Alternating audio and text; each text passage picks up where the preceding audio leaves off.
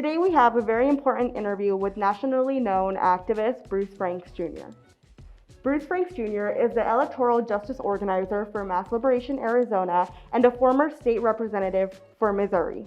He has held a major role in the Black Lives Matter movement here in Arizona and across the country. So Bruce, what is your role at Mass Liberation Arizona and how did you get involved? My role at Mass Liberation is I am the electoral justice organizer. We organize around not just the elections, but the things that go on electorally when it comes to legislation, building of that legislation. We've presented legislation in whatever ways we need to organize to make sure that these laws that are being passed, don't disproportionately affect Black and brown people.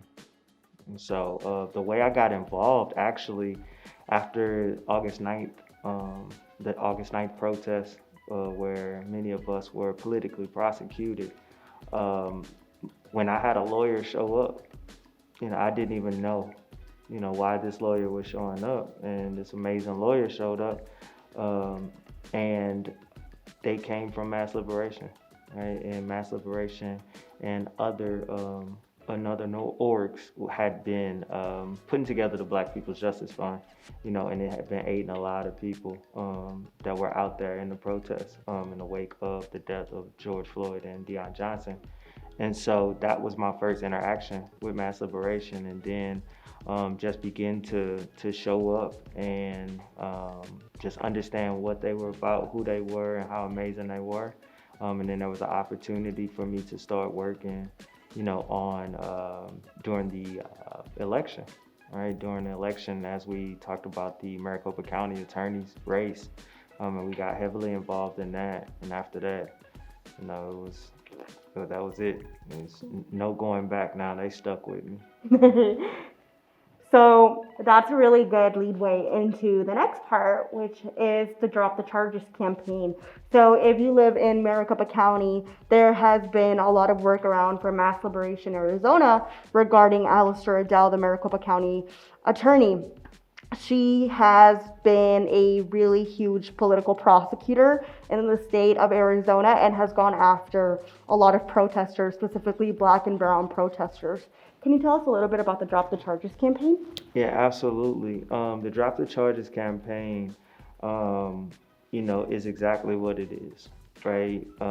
After the uprising that happened last year, folks took to the streets, rightfully so, to make sure their voices were heard, to speak against the violence that was happening in our communities and by these institutions in the carceral system. And, instead of listening to those voices, they decided to not only prosecute, but politically prosecute many of us, all of us, anybody who was arrested last year. It was political prosecution because they were trying to silence those who speak out against them. And so they basically doubled down. They started to double down on protests and double down on charges and false charges. And even when you talk about the targeting of the leaders who they saw as leaders and the activists and the protesters, throughout the whole entire duration that we were out in the streets. And so, it comes down to October 17th, and that's when they put the enhanced, gang charges on protesters for some made up gang, made up, allegations.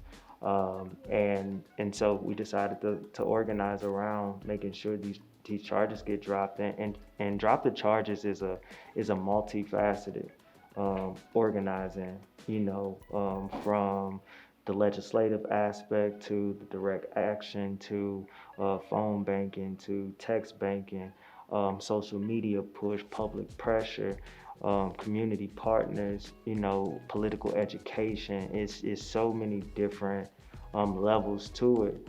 And it's been amazing to be a part of Drop the Charges and see it actually happen.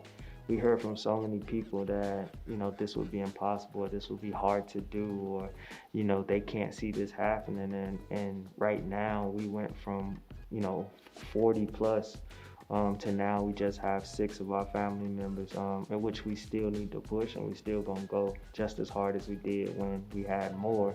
But we just have 6 of our family members that we got to push for to get their charges dropped. So you take a step back and you notice the work that's put in, but understanding it's a long way to go and there's a lot more to do. Yeah. So can you tell me a little bit about what the next step is for Alistair Adele and how she needs to be held accountable for her actions? So right now, when you think about, you almost can't mention Alistair Adele without mentioning April Sponsel, Nick Mashad. These are the other 2 prosecutors who are up under Alistair Adele, who were helping lead the charge on the political prosecutions and who led the charge on the enhanced gang charges. Then we can't leave out the Phoenix Police Department, which this was a colluded effort, right? It wasn't like they were acting separately. They were working together to politically prosecute, those who spoke out and those who spoke against. And so when you talk about those next steps, some of the next steps are accountability, right? You don't get to politically prosecute and go and ride off into the sun, right? And that goes for elected officials as well. So the next step is really, one of the next steps is talking about accountability, right? And what that accountability looks like. And they'll understand it a lot better when they see it face on. Somebody else asked me that before, and they were like, "Oh, well, can you give us like the details?" And I say it's just like a football game, right? You get ready to play football on Sunday. Saturday, you don't call the other team and tell them every play that you're gonna run, right? It's their job to show up and do what they need to do, because we're gonna do what we need to do. So how can people at home get involved with the Drop the Charges campaign if maybe they're not in Maricopa County or maybe they're in another county across the state? So right now, one of the best ways is to pay attention and stay in tune to our social media. All of our social media is at MassLibAZ, and that's across platforms. We have, and we'll be actually rolling out our next action week, which is coming up, aimed at House Bill 2309, which fits right into Drop the Charges, which fits right into the entire narrative of trying to silence those who, uplift their voices when it comes to fighting for Black lives. And so through our social media, our email, info@masslibaz.org, and then we'll be able to tap in with people and get them up to date and making sure that they are abreast on everything that's going on. So you mentioned HB 2309, which is one of the most atrocious attacks and retaliatory bills that we're seeing right now at the Arizona Capitol. Can you tell us a little bit more about HB 2309, other similar bills, and what they mean to Mass Liberation Arizona? HB 2309 specifically it's a direct contradiction of a bill that we put forward. We constructed the First Amendment Empowerment Act, where Representative Hernandez carried that bill, and she fought to get the bill heard. And that bill was a preservation of our First Amendment rights, right? It was a complete detail of when you talk about how we assemble. You talk about the protection of our First Amendment rights and the use of chemical agents and all these things that we've seen in this last year. That bill really codified and made everything concise and detailed. So there's no room for gray area, because that's what the system's been able to do, is use these very vague laws and say, okay, well, we can charge this, or this, or we can use these particular tactics, when really it's unconstitutional. And so what 2309 does is it infringes on our First Amendment rights, right? It infringes on our right to protest, our right to peaceably assemble. And it's because the folks pushing it don't like where we assemble, and they don't like what we assemble about, right? And this bill takes an extra step because at mass liberation, we believe that nobody belongs in cages, and that it is all of us or none of us. And this bill enhances penalties on laws that are already in the books. And the sponsor, Brett Roberts, said, verbatim, that this bill is to deter people from protesting. And that's the last thing we should be doing, whether we agree or disagree or whatever it is.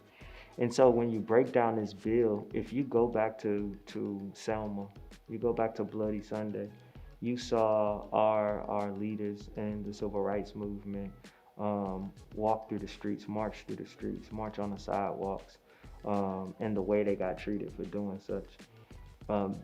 This makes marching a felony. This makes walking on the sidewalk a felony. This takes away the ability of those who may even fall into the system because of this, if it's signed in a law, to lose certain rights, to lose access to certain resources. We talking about imprisonment, mandatory imprisonment for 6 months, loss of probation, loss of suspension of sentence. Like this bill is, to call it an overreach would be doing it a favor. And we can't have this type of legislation because this is something that we've seen pushed nationally in more conservative states. To silence the voice of those who fight for Black lives, because I don't know the idea that they have about us who fight for Black lives, but it's totally different than whatever fear-mongering or propaganda or rhetoric that they're putting together in their own heads. How can people at home get involved and do their part to kill HB 2309 and other bills such as the Brady List bills that try to weaken the Brady List and other similar bills? So I know specifically for 2309, what folks can do is we have a landing page right now. We have a bit.ly that is bit.ly/Senate 2309. And when you click on that link, what you can do is send a letter to your senator and let them know you oppose. You let them know why you oppose. There is, a summary of the bill. There are many things that help you give a reference. And it also has an option for call campaign as well. And we're encouraging folks to do one or the other, or, both if you have the capacity. Because that public pressure is what's gonna get, these bills killed. Is what's gonna, really create the change. And it's really gonna push these elected officials to try to make the right decision or try to make the most politically sound decision. Either one for us, it needs to happen, no matter where it comes from. And so, clicking on that bit.ly. As we said before, mass liberation. We're rolling out our action week that will be aimed at 2309, and so we'll be doing a bunch of different things this week, and just paying attention to that. That's probably the best way right now. But using your social medias to talk about how bad these bills are. Tag your senators, tag the folks who are in charge, and let them know how bad these bills are. Making those phone calls, texting everybody in your phone, right? We text about all type of stuff throughout the day. Text about some of these horrible bills that are going, and have folks, we start chains text messages all the time. Well, how about we text somebody and say, hey, continue y'all hop on social media and say this about HB 2309 or any of these other bills that are out here. Because when we put that public pressure on the elected officials, especially in the public light, that's going to force them to respond. And we need everybody. We need all hands on deck, because this is this is a really bad bill for not just for our community, not just for the state, but it starts a slippery slope, and it starts a precedent that we don't want to, be a part of. Thank you so much, Bruce, for taking the time out of your super busy schedule to join Capitol Watch this week and to talk to our viewers about how we can take action and how we can make a difference and hopefully bring justice for the protesters that were wrongfully politically prosecuted. Thank you so much.